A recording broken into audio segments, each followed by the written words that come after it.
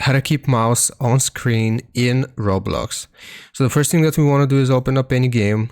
So I'm just going to do this one as an example here. And once the game has loaded, if we want to keep our mouse on screen, then what we're going to do is just right click on the screen here in a position that we want, and then we're going to plug and unplug our mouse from our computer.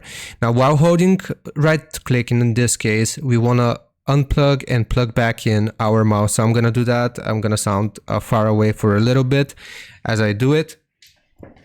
So just right click and plug and unplug your mouse, or other way around. So I've just unplugged it.